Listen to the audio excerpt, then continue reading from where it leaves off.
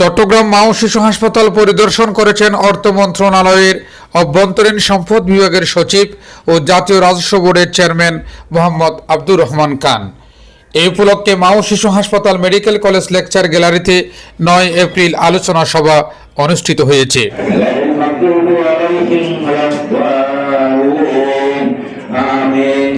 হাসপাতালের প্রেসিডেন্ট শেখ মোহাম্মদ মুর্শেদ হোসেনের সভাপতিত্বে জেনারেল সেক্রেটারি মোহাম্মদ রেজাউল করিম আজাদের সঞ্চালনায় অনুষ্ঠানে প্রধান অতিথির বক্তব্য রাখেন জাতীয় রাজস্ব বোর্ডের চেয়ারম্যান মোহাম্মদ আব্দুর রহমান খান। এই হাসপাতালকে এই পর্যায়ে নিয়ে আসছেন, এত বড় করেছেন, যারা অতিথি দায়িত্ব পালন করছেন, সবার প্রতি কৃতজ্ঞতা জ্ঞাপন করছি। জনগণের স্বাস্থ্য সেবা নিশ্চিত করার মূল দায়িত্ব কিন্তু সরকারের। আমাদের সরকার অনেক লিমিটেশনের কারণে সব কাজ করতে পারে না বলেই আমাদের যারা সমাজ হিতৈষী মানুষ, যারা মানুষের জন্য কাজ করতে চান, তারা এগিয়ে আসেন। এবং এটাই মা ও শিশু হাসপাতালের ব্যতিক্রমী আয়োজন, যে বাইরে থেকে আমার দেখে খুবই ভালো লাগলো।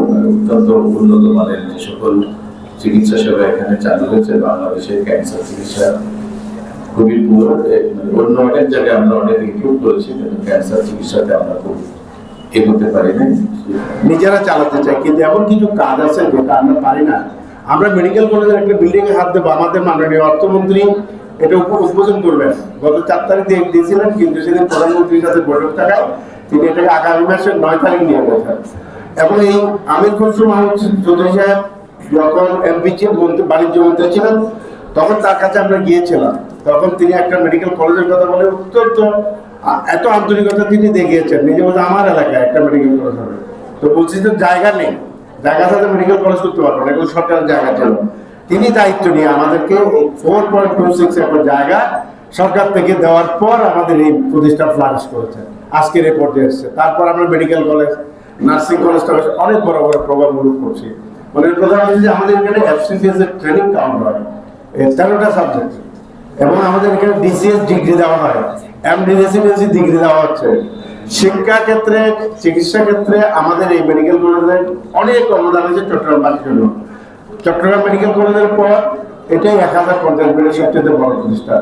আমরা চেষ্টা করছি, যেহেতু আমরা সামান্য সার্ভিস চার্জ নেই রোগী থেকে, সেই জন্য আমরা পরিষ্কার পরিচ্ছন্নতা থেকে শুরু করে আমরা সব অ্যাডমিনিস্ট্রেশন ঠিক রাখার চেষ্টা করি। আমাদের চিকিৎসক, ডাক্তার, নার্স সবাই মিলে এটা করছে, এই জন্য আমরা তাদের কাছে কৃতজ্ঞ। 29,000 করোনা রোগীকে আমরা এখানে চিকিৎসা সেবা দিতে পেরেছি। আমাদের সেন্ট মার্টিন যে হাসপাতালটা আছে সরকারি, এটা কিন্তু আমরা মা ও শিশু হাসপাতাল চালাচ্ছি গত 1 বছর ধরে সরকার এটা আমাদেরকে দায়িত্ব দিয়েছেন। সেন্ট মার্টিন হাসপাতালটা, হ্যাঁ, এই হাসপাতালটা আমরা আমাদের ডাক্তার দিয়ে চালাচ্ছি। সবকিছু ডাক্তার খরচ, চিকিৎসা সব আমাদের থেকে ব্যয় করছি। এটা সেবামূলক প্রতিষ্ঠান, এটা আত্মমানবতার সেবা প্রতিষ্ঠান। এটা অন্য কোনো হাসপাতালের চেয়ে এই প্রতিষ্ঠানটা ভিন্ন ধর্মী। তো এই দিক বিবেচনা করে যদি আমাদেরকে একটু বিশেষ কনসিডারেশনে এই জিনিসটা আওতা আনা যায়, আমরা আপনার প্রতি চিরকৃতজ্ঞ থাকবো। বিশেষ অতিথি ছিলেন কর কমিশনার সামিনা ইসলাম। বক্তব্য রাখেন হাসপাতালের কার্যনির্বাহী কমিটির সদস্য মোহাম্মদ হারুন ইউসুফ, মেডিকেল কলেজের ভারপ্রাপ্ত অধ্যক্ষ প্রফেসর অসীম কুমার বড়ুয়া, হাসপাতালের পরিচালক প্রশাসন ডাক্তার মোহাম্মদ নুরুল হক, পরিচালক medical affairs doctor AKM Ashraful Karim ও পরিচালক ফিনান্স মোহাম্মদ রফিকুল আলম। মায়েদের স্বাস্থ্যের জন্য এবং শিশু স্বাস্থ্যের জন্য প্রথমত এই হাসপাতালটি গড়ে উঠলেও আজকে এই হাসপাতালটি একটি পূর্ণাঙ্গ রূপ ধারণ করেছে। ক্যান্সার ইউনিটের মতো জটিল ইউনিট সহ আরো অনেক সুবিধা এখানে শুরু হয়েছে। সেবা পাচ্ছে সাধারণ জনগণ এবং গরিব রোগীরা সেবা পাচ্ছে। তো স্যার, আপনি এটা আমাদের ব্যাপারে একটু চিন্তা করবেন যে আমাদের এই হাসপাতালটা যেন রাজস্ব খাতে কোনোভাবে যেন আমরা ক্ষতিগ্রস্ত না হই। বাংলাদেশে 108টা প্রাইভেট মেডিকেল কলেজের মধ্যে একাডেমিক্যালি এবং আমরা চিকিৎসা সেবায় আমরা বার্ডেন ইব্রাহিম মেমোরিয়াল মেডিকেল কলেজের পরে আমাদের স্টাফ যদি বার্ডেন যদি 30 কোটি টাকা পেয়ে থাকে বাৎসরিক, অন্তত আমাদের 20-25 কোটি টাকা পাওয়া উচিত, কারণ আমরা খুব কাছাকাছি। আমরা আশা করব আপনার আগমন আমাদেরকে উদ্দীপিত করেছে।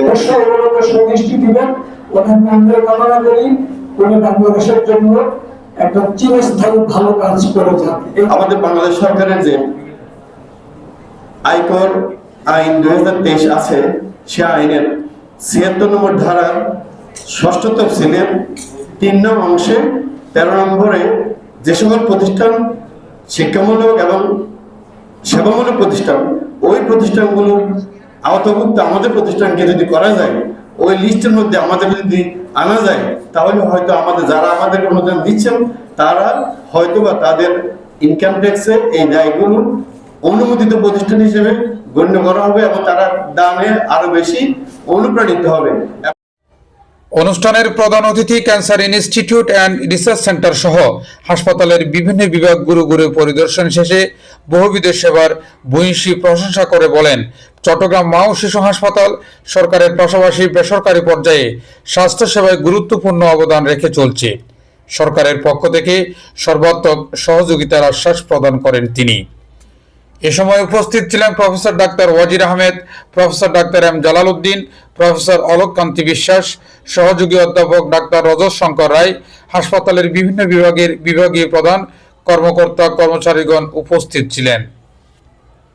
News desk, Purbadhara, Chittagong.